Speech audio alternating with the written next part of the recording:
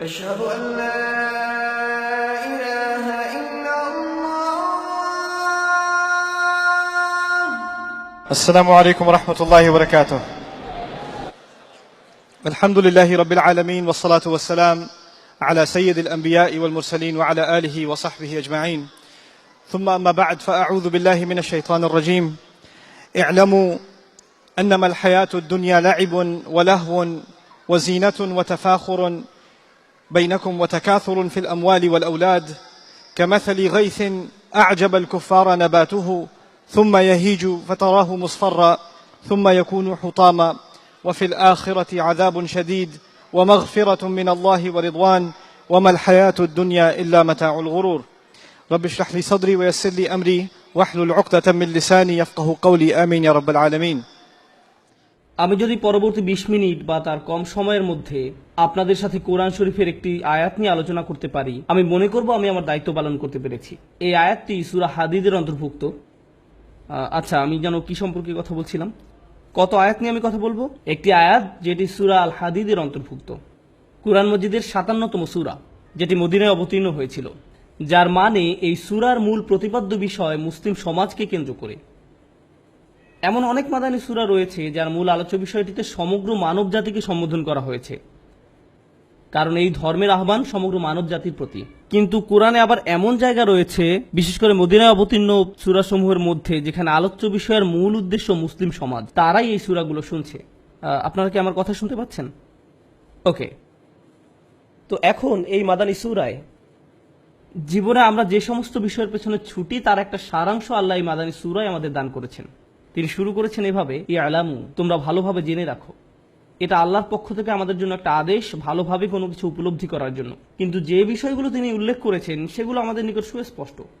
সম্ভবত আমরা আমাদের জীবন পরিচালনা করার সময় এই বিষয়গুলোর প্রতি লক্ষ্যপাত করি না। তিনি বলছেন, ইয়ালামু আন্নামাল হায়াতুদ দুনিয়া লাইব, পার্থিব জীবন খেলা ছাড়া আর কিছুই নয়। আমি নিজে পিতা হওয়ার পূর্বে এই আয়াতটি ভালোভাবে উপলব্ধি করতে সমর্থ হইনি। বাচ্চারা বড় হওয়ার সাথে সাথে তাদের কিছু প্রয়োজন এবং চাহিদা দেখা দেয়। আমরা সবাই এটা জানি। তখন তাদের কোনো চাহিদা থাকে না, থাকে প্রয়োজন। তাদের দুধ পান করতে হয়, পেশাব পায়খানা করতে হয়, ঘুমাতে হয়, এভাবেই চক্র চলতে থাকে। কিন্তু যখন তারা একটু বড় হতে শুরু করে, তখন বিভিন্ন জিনিস চাওয়া শুরু করে। আমাদের বাচ্চারা যাদের বয়স 6 মাস, 9 মাস বা 1 বছর, তারা খেলা করতে চায়। তারা চায় কেউ তাদের কোলে নিক, খেলার ছলে উপর নিচ করুক, কাতুকুতু দিক। তারা শুধু খেয়েই ঘুমিয়ে পড়তে চায় না, তারা বেড়াতে চায়, খেলতে চায়, তারা খেলাধুলা করতে চায়। এই চাহিদাটা প্রকৃতিগতভাবেই বাচ্চার মধ্যে চলে আসে। একবার একটা চমৎকার ঘটনা আমাকে এই আয়াতটির কথা মনে করিয়ে দেয়। আমেরিকায় এমন একটা জায়গা আছে, এখানে উপস্থিত সকল বোন ওই জায়গাটি সম্পর্কে জানেন। মনে হয় যেন মুসলিম বোনদের জন্য সপ্তাহে একবার সেখানে যাওয়া ফরজ। জায়গাটা হলো টার্গেট। তো আমিও আমার ফরজ কাজ সম্পাদনের জন্য বাচ্চাদের নিয়ে টার্গেটে গেলাম। সে সময় আমি আমাদের প্রথম বাচ্চা অলিদের দায়িত্বে ছিলাম। ইমাদ। যাই হোক, আমি প্রায় বাচ্চাদের নাম বলার ক্ষেত্রে ভুল করি, তাই আমি এভাবে ডাকি। 3 নাম্বার, না 4 নাম্বার, সরি, এদিকে আসো। যাই হোক, ইমাদের বয়স সে সময় 2 বছর ছিল। আপনি যখন এরকম 2-3 বছরের কোনো বাচ্চাকে নিয়ে দোকানে যান, সে তখন তাক থেকে সবকিছু ফেলে দিতে চায়, কারণ আপনাকে আবার এটা তুলে রাখতে দেখলে সে এক ধরনের মজা পায়। তাই আমি চেয়েছিলাম তাকে একটু ব্যস্ত রাখতে। তো আমি তাকে খেলনার সেকশনে নিয়ে গেলাম। সেখানে বড় একটা বল ছিল, বলটা তার থেকেও বড় ছিল। তো আমি এটা নিলাম আর তাকে বললাম, তুমি এটা দিয়ে খেলো। সে বলটা নিল, কিক দিল, বলটা একটু সামনে গেল, সেও এগিয়ে গিয়ে বলটাকে আবার কিক দিল। এভাবে বিশাল দোকানটি বল নিয়ে সে চক্কর দিল। আমার জন্য বিষয়টা দারুণ ছিল, আমাকে আর কিছুই করতে হয়নি। সে খেলতে খেলতে পুরো ক্লান্ত হয়ে যাচ্ছিল, ঘর্মাক্ত হয়ে যাচ্ছিল, তার ডায়পার থেকেও সন্দেহজনক গন্ধ ছড়াচ্ছিল। এভাবে খেলতে খেলতে এক সময় ক্লান্ত হয়ে সে বসে গেল আর বড় বড় নিঃশ্বাস ফেলতে লাগলো। তারপরও বলটির দিকে তাকিয়ে রইল, বলটিকে বলছে, আমি আসছি। তারপর সে আবার উঠে দাঁড়ালো এবং বলটিকে কিক দিল। এমন সময় আমার স্ত্রী সেখানে এসে হাজির হলো এবং তাকে কোলে তুলে নিল। আমাকে বলল, কি করছো তুমি এটা? সে তার মায়ের কোলে যাওয়ার সাথে সাথে ঘুমিয়ে পড়ল, কারণ সে সময় তার নিকট সবচেয়ে গুরুত্বপূর্ণ বিষয় ছিল খেলাধুলা। তারপর আমাদের জীবন পরিক্রমায় অন্য একটি বিষয় এসে যুক্ত হয়। আল্লাহ বলছেন, ইয়ালামু আন্নামাল হায়াতুদ দুনিয়া লাইবুন ওয়া লাহু, তোমরা জেনে রাখো যে দুনিয়ার জীবন হলো ক্রীড়া কৌতুক। এখানে লাহু বলতে এমন জিনিস বোঝায় যা নিয়ে অবসর কাটানো হয়। লাহু বলতে এমন জিনিস বোঝায় যা উপকারী নয়, কিন্তু বিনোদন পাওয়া যায় যা আপনাকে কাজের কথা ভুলিয়ে দেবে। আমাদের বাচ্চারা যখন আরেকটু বড় হতে শুরু করে তখন তারা শুধু বেয়াও বা লুকোচুরি খেলার মাঝে সন্তুষ্ট থাকতে চায় না, আপনাকে আরো কিছু যুক্ত করতে হয়। আমরা তাকে বলি বিনোদন। আব্বা আমাকে একটা গল্প বলেন, আমি কি এই নাটকটা দেখতে পারি, আমি কি এই অনুষ্ঠানটা দেখতে পারি, আমি কি এটা দেখতে পারি, আমি কি ওটা দেখতে পারি, আমি কি ওটা দেখতে পারি, তুমি কি আমাকে একটা গল্প শোনাতে পারো? এর নাম খেলাধুলা নয়, এর নাম কি? এটা বিনোদন, এটা বিনোদন। সুতরাং জীবনের পরবর্তী পর্যায়টি হলো বিনোদন। বর্তমানে অবশ্য খেলাধুলা আর বিনোদনের সমন্বয় তৈরি করা হয়েছে ভিডিও গেম। গল্প এবং খেলাধুলা দুইটাকে এখানে এক করে দেয়া হয়েছে। এই ভিডিও গেমগুলোর সবচেয়ে বড় ভোক্তা হলো শিশুরা। আমাদের মুসলিম শিশুদের বড় একটা অংশ এগুলো ব্যবহারকারী, আর এই গেমগুলো তাদের বয়স সীমার অনেক বাইরে। যেমন আপনার 8 বছরের বাচ্চা এসে আপনাকে বলে, আম্মু এই দিয়ে আমাকে গ্র্যান্ড থেফট থেকে অটো কিনে দিতে হবে। যদি আমাকে এই গেমটি কিনে দেন তবে আমি সৎকর্মশীলদের অন্তর্ভুক্ত হয়ে যাব, তবে আমি সৎকর্মশীলদের অন্তর্ভুক্ত হয়ে যাব। যদি এটা কিনে দেন তবে আমি প্রতিদিন ফাস্ট হব, ইত্যাদি ইত্যাদি। তাহলে প্রথমে ছিল খেলা, দ্বিতীয়ত ছিল বিনোদন, তারপর আল্লাহ তৃতীয় পর্যায়ের কথা উল্লেখ করেন, ওয়াজিনাতুন, সৌন্দর্য। সৌন্দর্য নিজেই চরম আকাঙ্ক্ষার বস্তু হয়ে দাঁড়ায়। এর মানে কি জানেন? এর মানে হলো আপনি সাবালক হয়েছেন, এর মানে হলো আপনি টিনেজার হয়ে গেছেন। আপনি এখন সম্পূর্ণ আচ্ছন্ন হয়ে পড়েছেন নিজের সৌন্দর্য নিয়ে। আপনার বয়স যখন 9 বা 10 বছর ছিল, আপনার জুতা ম্যাচিং করেছে কিনা, আপনার পোশাক কেমন ছিল সেটা নিয়েও কোনো মাথা ব্যথা ছিল না, বা অন্য কারো পোশাকের দিকেও আপনি ভ্রুক্ষেপ করতেন না। এখন আপনি যদি 13 বছর বয়সের কোনো বোন হয়ে থাকেন, আপনি হয়তো 30 মিনিট ধরে আয়নার সামনে দাঁড়িয়ে নিজের হিজাব ঠিক করেন, কিন্তু যদি এক পাশ অন্য পাশ থেকে কিছুটা উঁচু হয় জোরে জোরে মাথায় থাপ্পড় দিতে থাকেন এটাকে নিচে নামানোর জন্য, কিন্তু এটা নিচে নামছে না।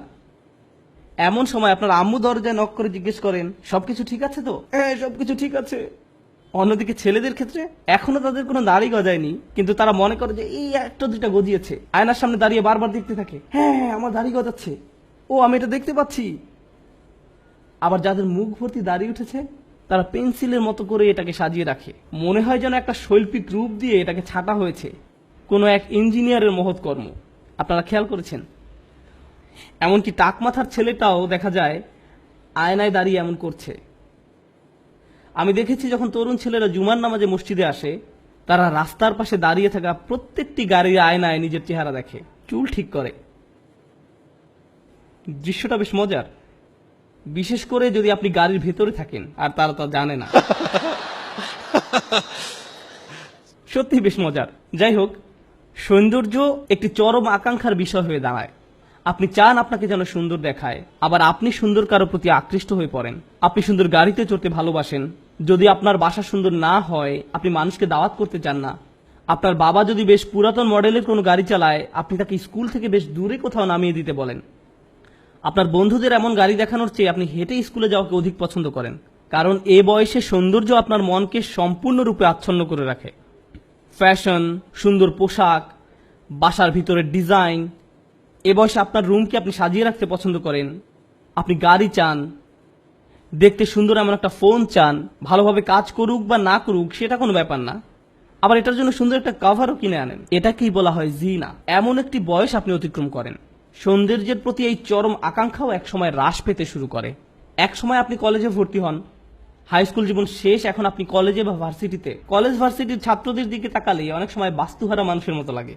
চুলগুলো এলোমেলো, ঠিকমতো দাঁত ব্রাশ করে না, কোন রকম একটা গেঞ্জি আর প্যান্ট পরে ক্লাসে হাজির হয়ে যায়, বিছানা থেকে উঠেই ক্লাসে হাজির হয়। এসব নিয়ে তাদের আসলে কোনো মাথা ব্যথা নেই। তাদের মাথায় সবসময় একটা চিন্তা কাজ করে, কখন পাশ করব। তাদের এখন সবচেয়ে বড় মাথা ব্যথার বিষয় হলো জিপিএ, ইন্টার্নশিপ ইত্যাদি।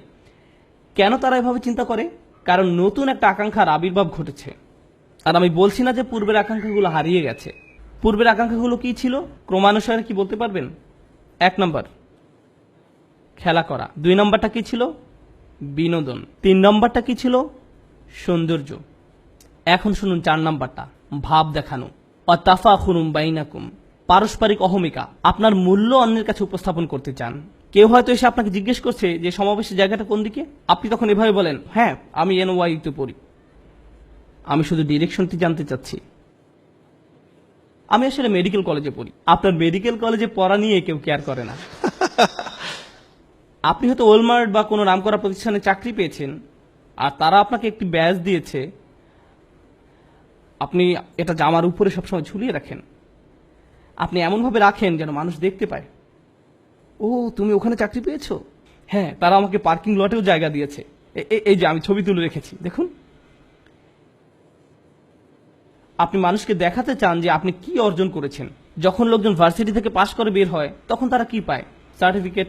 এই সার্টিফিকেট তারা ড্রয়ারে রেখে দেয় নাকি ওয়ালে ঝুলিয়ে রাখে? একটা ফ্রেমে আটকিয়ে ওয়ালে ঝুলিয়ে রাখে। এটা আপনার গর্ব।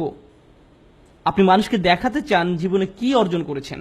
মানুষ বিখ্যাত কারোর সাথে ছবি তুললে অন্যদের সেটা দেখাতে চায়, এই দেখো আমি কার সাথে। সত্যি বলতে এই কনভেনশনে মাঝে মাঝে আমার নিজেকে স্ট্যাচুর মতো মনে হয়। মানুষ এসে এভাবে বলে, ভাই এদিকে আসেন তো, আপনার সাথে একটা ছবি তুলতে হবে। লোকটা এমনকি সালামও দেয় না, রাগত স্বরে বলে, আমার একটা ছবি তুলতে হবে। আমি ভয় পেয়ে যাই আর বলি, ঠিক আছে ঠিক আছে, ছবি তুলুন, আমাকে আবার মারতে যাবেন না।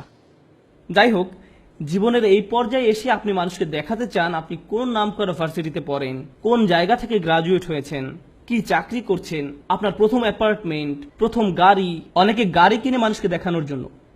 আপনার ভেতরে একটা অদম্য ইচ্ছা কাজ করে, আল্লাহ আমাদের ভিতরে এটা দিয়েছেন। বিশেষ করে তরুণরা, তারা যখন পরিবারের ক্ষুদ্র পরিসর থেকে বের হয়ে পৃথিবীতে বিচরণ করতে শুরু করে, তারা সবাইকে দেখাতে চায় যে তারা এখন বড় হয়ে গেছে এবং নিজের মতো করে জীবনযাপন করছে। তাদের আলোচনায় অ্যাপার্টমেন্টের ব্যাপারটা চলে আসে, কেউ যদি জিজ্ঞেস নাও করে তবুও, কারণ তারা আসলে গর্বিত যে এখন তারা নিজেদের মতো করে বসবাস করে। অথবা তারা খুবই গর্বিত যে তারা জীবনের প্রথম গাড়িটি কিনেছে। তাদের কথাবার্তায় বারবার এই গাড়ির ব্যাপারটি উঠে আসে, যদিও কেউ হয়তো বিষয়টিতে আগ্রহী না। সুতরাং এই তাফাখুরুম বাইনাকুম এখন জীবনের পর্যায়গুলোর মাঝে যুক্ত হয়েছে। আপনি এখনো গেমস পছন্দ করেন, বিনোদন পছন্দ করেন এবং অন্যদের কাছে নিজেকে আকর্ষণীয় করে উপস্থাপন করতে চান। তার উপর এখন আপনি নিজের কৃতিত্ব অন্যের কাছে জাহির করতে চান। এই পর্যায়টিও একসময় গত হয়ে যায়। আপনি বিয়ে করেন, সন্তান সন্ততি জন্মলাভ করে। এখানে কতজনের বাচ্চা কাচ্চা আছে? তাহলে তো আপনারা জানেন আমি কি নিয়ে কথা বলছি।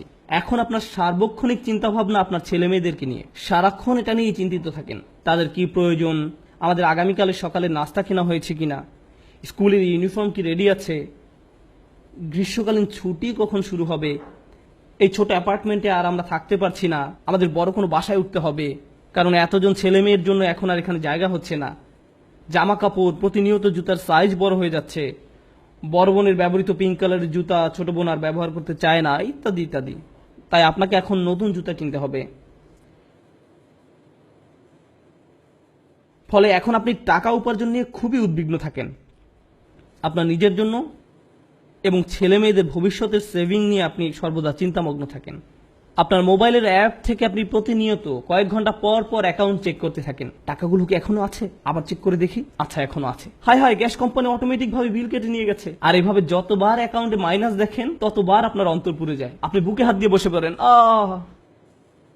আল্লাহ বলেন, ওয়া তাকাসুরুন ফিল আমওয়ালি ওয়াল আওলাদ, ধন সম্পদ ও সন্তান সন্ততিতে আধিক্যের প্রতিযোগিতা মাত্র। প্রসঙ্গত আপনি যখন জীবনের এই পর্যায়ে আসবেন, যে সময়ে আপনি টাকা পয়সা উপার্জন, সেভিংস, অবসরের প্ল্যান ইত্যাদি নিয়ে উদ্বিগ্ন থাকেন, অথবা আপনার ছেলে মেয়েদেরকে কলেজের খরচ নিয়ে চিন্তিত থাকেন, তরুণরা যারা এখনো জীবনের প্রাথমিক পর্যায়গুলোতে আছো, আর প্রাথমিক পর্যায়গুলো কি? খেলাধুলা, বিনোদন, তাদেরকে যদি আপনি টাকা জমানো নিয়ে প্রশ্ন করেন, তারা বলে, আমি কখনোই আমার বাবা মায়ের মতো হব না, আমি বাসা বাড়ি নিয়ে কেয়ার করি না। ওকে, 20 বছর পর আমার সাথে এই ব্যাপারে আলাপ করবেন, আপনিও সেই একই পথের মধ্য দিয়ে যাবেন। আপনার পূর্বে হাজার হাজার লক্ষ লক্ষ মানুষ একই কালচক্রের মধ্য দিয়ে গত হয়েছেন। আমরা মনে করি যেসব জিনিস আমাদের সুখী করবে তার একটি সারাংশ আল্লাহ এই আয়াতে তুলে ধরেছেন। এই যে এইসবের পেছনে তোমরা ছুটে চলো, একজন শিশু মনে করে সে সুখী হবে যখন সে খেলাধুলা করবে, আর একটু বড় হলে মনে করে বিনোদন পেলে সুখী হবে, আর একটু বড় হলে মনে করে নিজেকে সুন্দর দেখালে অথবা সুন্দর কিছুর পাশে থাকলে সে সুখী হবে, আর একটু বড় হলে মনে করে কিছু একটা করে দেখাতে পারলে নিজেকে সুখী মনে হবে, তারপর আরো বড় হলে মনে করে অনেক টাকা পয়সা উপার্জন করতে পারলে সুখী হবে।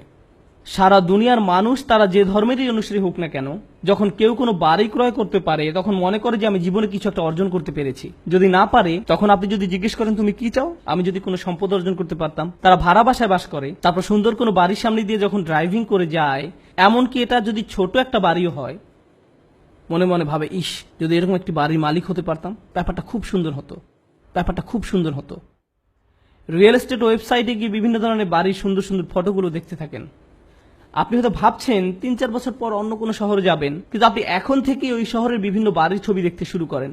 বউকে ডেকে বলেন, এই দেখো দেখো, এই বাড়ির বেডরুমটা দেখো, এই বাড়ির বাইরের অংশটা দেখো। আর আপনি নিজেকে থামিয়ে রাখতে পারেন না। আল্লাহ আমাদের ভিতরে এটা দিয়েছেন। এটা হলো আয়াতের অর্ধেক।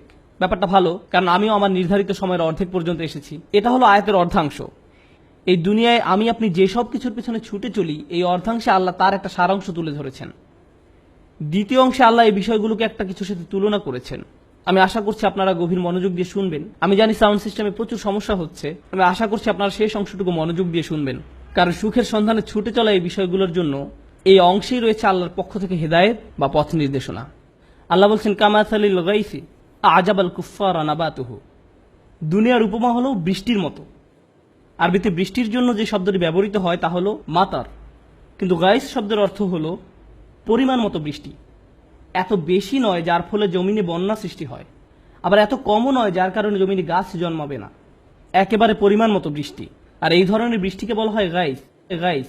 এই জন্য যখন আমরা আল্লাহর কাছে বৃষ্টির জন্য দোয়া করি, আমরা সালাতুল ইস্তিগফার আদায় করি। কারণ আমরা যেমন তেমন বৃষ্টির জন্য দোয়া করছি না, আমরা দোয়া করছি গাইসের জন্য। আমরা পরিমাণ মতো বৃষ্টির জন্য দোয়া করছি, কারণ খারাপ বৃষ্টির কারণে মানুষ মারা যেতে পারে, বন্যা হয়ে যেতে পারে, এই বন্যা আপনাকে মেরে ফেলতে পারে। আল্লাহ আকাশ থেকে পাথর বৃষ্টিও বর্ষণ করতে পারেন। তাই আপনি গাইস চাইবেন যে বৃষ্টি প্রাণের সঞ্চার করে। তো আল্লাহ বলছেন, দুনিয়ার যেসব কিছুর পেছনে তোমরা ছুটে চলো তার উপমা হলো পরিমাণ মতো বৃষ্টির মতো। আজাবাল কুফফারা নাবাতুহু। যে কৃষক জমিনে বীজ বপন করে, সে এই বৃষ্টি দেখে দারুণ খুশি, কারণ এই বৃষ্টির ফলে তার জমিনে ফসল ফলবে। এই উপমায় একটা সুন্দর চিত্র অঙ্কন করা হয়েছে। কৃষকের জন্য আরবিতে যে শব্দটি ব্যবহার করা হয় তা হলো কুফফার। এখন আমরা সাধারণভাবে কাফের শব্দের একটা অর্থ জানি। কাফের শব্দের অর্থ কি? অবিশ্বাসী। কিন্তু এই আয়াতে কাফের শব্দের অর্থ এটা নয়। সূরা হাদীদের এই আয়াতে কুফফার শব্দের অর্থ হলো যে জমিনে বীজ লুকিয়ে রাখে। এই কুফফার শব্দের শাব্দিক অর্থ, একজন অবিশ্বাসীকে এই জন্য কাফের বলা হয় কারণ সে সত্যকে লুকিয়ে রাখে, এই জন্যই তাকে কাফের বলা হয়। যাই হোক, একজন কৃষককে সারা বছর ধরে অনেক পরিশ্রম করতে হয়। সর্বপ্রথম কোন কাজটা তাদেরকে করতে হয়? বীজ বপন করতে হয়। এটাই প্রথম কাজ। তারপর তাদেরকে জমিনের মাটি ঠিক করতে হয়, পানি দিতে হয়, কীটনাশক ব্যবহার করতে হয় এবং নিশ্চিত করতে হয় যেন জমিনে যথেষ্ট সূর্যের আলো পড়ে। এই সব কিছু তাদের করতে হয়। কিন্তু সর্বপ্রথম তাদের যা করতে হয় এবং সবচেয়ে পরিশ্রমের যে কাজটি তাদের করতে হয় তা হলো বীজ বপন করা, যখন তারা কুফফার থাকে। আল্লাহ এই পর্যায়টিকে উল্লেখ করেছেন কারণ এটাই সবচেয়ে পরিশ্রমের কাজ। আর এই সময় কৃষক তার পরিশ্রমের কোনো ফলাফল দেখতে পান না। তিনি জানেন না এই বীজ থেকে আসলে চারা গজাবে কিনা, অথবা পোকামাকড় এই বীজটা খেয়ে ফেলবে কিনা। তিনি জানেন না বৃষ্টি হবে কিনা। তিনি কিছুই পূর্ব থেকে জানেন না। আর বিষয়টা আমাদের মতো নয়। আমি প্রায় এই উদাহরণটা দিয়ে থাকি। আপনি যদি কোনো চাকরি করে থাকেন, তাহলে আপনি মাসে একবার বা দুইবার বেতন পেয়ে থাকেন, কেউ কেউ অথবা প্রতি সপ্তাহে বেতন পেয়ে থাকেন। কৃষক কতবার বেতন পায়? বছরে একবার। তাকে সারা বছর পরিশ্রম করতে হয়, তারপর সম্ভবত বছর শেষে তার পরিশ্রমের ফলাফল পাবে। তাকে পরিশ্রম ঠিকই করতে হবে, কিন্তু ফসল পেতেও পারে, আবার নাও পেতে পারে। এখন লোকটি সপ্তাহের পর সপ্তাহ জুড়ে পরিশ্রম করে যায়, তারপর একদিন ঘুম থেকে জেগে উঠে দেখে ফসলের জন্য পরিমাণ মতো বৃষ্টি হয়েছে। সে কি তখন খুশি হবে? হ্যাঁ, সে খুশি হবে। এক সময় সে দেখতে পায় বীজ থেকে চারা গাছ গজিয়েছে, গাছগুলো এখনো বড় হয়নি। যখন পরিপক্ক হবে তখন হয়তো সেগুলো উচ্চতায় তাকেও ছাড়িয়ে যাবে, কিন্তু এখন সেগুলো সবেমাত্র গজিয়েছে, আর তাতেই সে অত্যন্ত খুশি। তারপর আল্লাহ বলেন, সুম্মা ইয়াহিজু, তারপর তা পেকে যায়। আমি আপনাদের বলছিলাম, যখন পরিপক্কতা লাভ করে তখন সেই গাছগুলো উচ্চতায় তাকেও ছাড়িয়ে যায়। যখন ফসল পরিপক্কতা লাভ করে তখন একজন কৃষকের কি করা উচিত?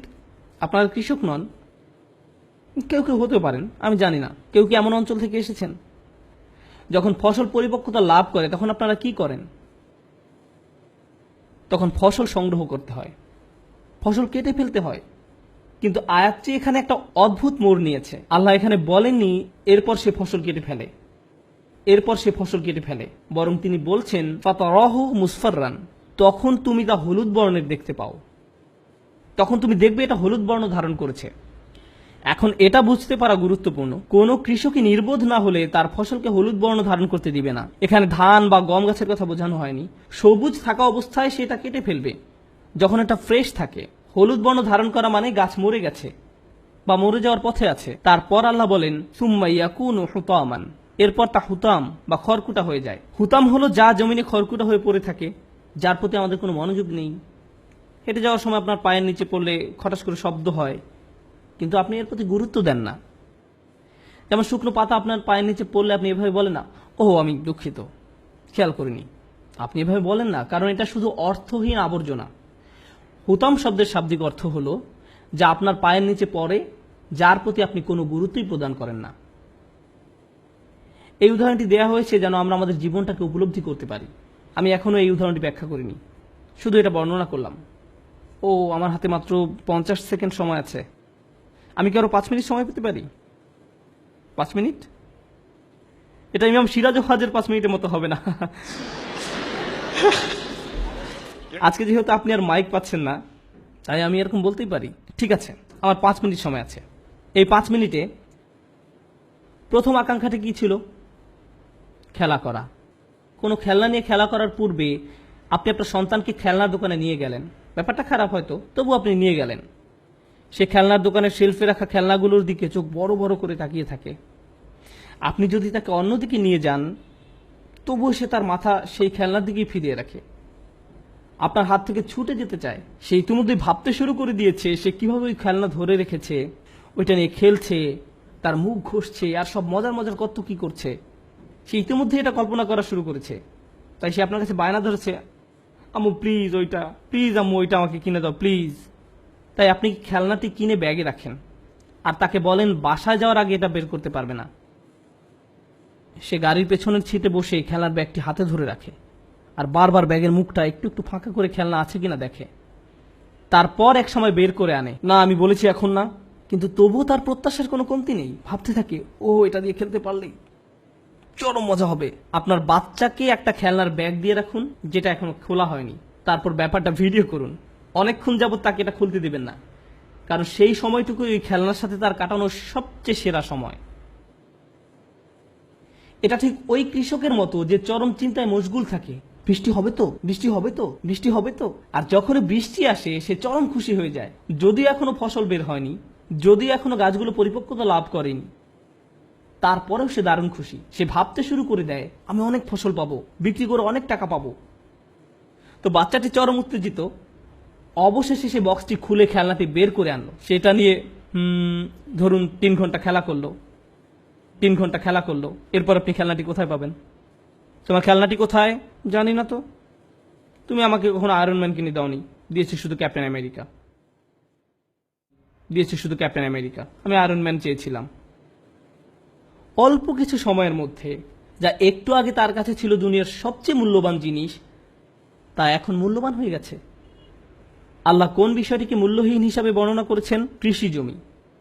খেলনাটার জন্য সে এত লালায়িত ছিল, যখন সে পেল ভালোভাবে এটা থেকে উপকারও নেয়নি। কিছু সময়ের মধ্যেই তার কাছে এটা মূল্যহীন। আপনার বাচ্চা গ্র্যান্ড থেফট অটোর জন্য আপনার কাছে কান্নাকাটি করছিল, সেটার জন্য তাহাজ্জুদ পড়েছিল, সে রমজানের 27 তারিখে মসজিদেও গিয়েছিল আর দোয়া করেছিল, ইয়া আল্লাহ আমার এই গেমটা দরকার, আমি প্রতিজ্ঞা করছি 1 সপ্তাহের মধ্যে শেষ করে ফেলবো, আমি সব লেভেল শেষ করব, আমি ওয়াদা করছি। অবশেষে সে গেমটা পেলো, সে পুরো গেমটা খেলা শেষ করলো। তারপর একদিন আপনি রান্না করে আপনার পায়ের নিচে একটা সিঁড়ি পড়ে থাকতে দেখলেন। এই সিঁড়িটা এখানে কোত্থেকে এলো? আমি না তোমাকে এটা কিনে দিয়েছিলাম? এটা তেমন ভালো লাগেনি, আগেরটা এর চেয়ে ভালো ছিল। বিনোদনের ক্ষেত্রেও এমন ঘটতে দেখা যায়। নতুন মুভি আসলে সিনেমা হলের সামনে বিশাল লাইন দেখা যায়, যেটা হজের ভিসার লাইনে দাঁড়ানোর চেয়েও লম্বা লাইন হয়। মুভিটা দেখার জন্য মানুষ বাইরে অপেক্ষা করতে থাকে। আমার মনে আছে আগের দিন স্টার ওয়ার মুভি মুক্তি পাওয়ার দিনে মানুষকে দেখতাম জেডাই ড্রেস পরে মুভি দেখতে আসতো। মনে হয় যেন ইসলামের কাপড় পরে অপেক্ষা করছে কখন জান্নাতের গেট খোলা হবে। যাই হোক, তারপর তারা সিনেমা হলে ঢুকে মুভিটা দেখে এবং বলে নিম্নমানের স্পেশাল ইফেক্ট দেয়া। আমার গল্পটা অত ভালো লাগেনি। বু, আপনি এর জন্য এত লালায়িত ছিলেন, অল্প সময়ের মধ্যেই এটা আপনার নিকট মূল্যহীন হয়ে গেল। আবার আমাদের মাঝে অনেকেই এমন আছে যারা গাড়ির জন্য তীব্র আকাঙ্ক্ষা পোষণ করে। হয়তো আপনি ইয়াকুরা NSX গাড়ির মালিক হতে চান, আমি জানি না। এরপর এক সময় আপনি গাড়িটি কিনলেন। আহ কি মজা! আপনার ভার্সিটির সামনে দিয়ে যাওয়ার সময় একটু স্লো মোশনে চালান, কার ওয়াশের কাছে একটু বেশি আসা যাওয়া করেন। তারপর পরের বছর নতুন মডেলের গাড়ি বাজারে আসলো। এখন হঠাৎ করে আপনি গাড়ির হেডলাইট একটু নিচু করে রাখেন, গাড়িটি এখন খুব কুৎসিত মনে হয়। এটি এখন আর রাস্তায় চলাচলের যোগ্য নয়। গাড়ির ভিতর থাকলে নিজের উপর খুব রাগ হয়। এটি এখন মূল্যহীন আপনার কাছে। বাসায় বড়দের ক্ষেত্রেও এমন হয়। আয় হায়, মাত্র 15 সেকেন্ড বাকি আছে আমার। তারা বাড়ি কিনে বাসায় নতুন কেউ আসলে তাকে পুরো বাড়ি ঘুরে দেখায়। তাকে দেখায় এটা বয়লার রুম, এই হলো আমাদের বাথরুম, এই হলো ফার্স্ট বাথরুম। কেউ আপনার বাথরুম দেখতে চায় না, যদি না যাই হোক, কেউ আপনার বাথরুম দেখতে চায় না, তবু আপনি তাকে বাড়ির সবকিছু দেখাতে চান, কারণ এটা নতুন বাড়ি। 2 বছর পর, 3 বছর পর কেউ একজন আপনাকে তাদের নতুন বাড়ি উদযাপন করার উৎসবে দাওয়াত দিল। ওই বাড়ির আশপাশ খুব সুন্দর, বাড়িটাও বেশ বড়, নতুন বাড়ি, তাদের বাথরুমও আপনার বাথরুমের চেয়েও সুন্দর। এর ফলে কি হয়? হায় আল্লাহ, আপনার বাড়িটা ঠিক হলুদ বর্ণ ধারণ করেছে। বুঝতে পেরেছেন আমি কি বলতে যাচ্ছি? খেলনা হলুদ বর্ণ ধারণ করে, গাড়ি হলুদ বর্ণ ধারণ করে, আবার কারো কারো বিয়েও হলুদ বর্ণ ধারণ করে। বিয়ের প্রথম দিন আপনার স্ত্রীকে দেখার জন্য কেমন উৎসুক হয়ে থাকেন, আর তারপর এখন তার অতীতের সব কথা মনে পড়ছে। শান্ত হন প্লিজ। 10 বছর পার হয়ে যায়, আপনি বাসায় আসলেন। কাজ থেকে বাসায় আসার পর যখন দেখেছিলেন, আপনি তার দিকে তাকালেন, আর সেও আপনার দিকে তাকালো। আর এটা কি ঠিক বিয়ের প্রথম দিনের মতোই সুন্দর, তাই না?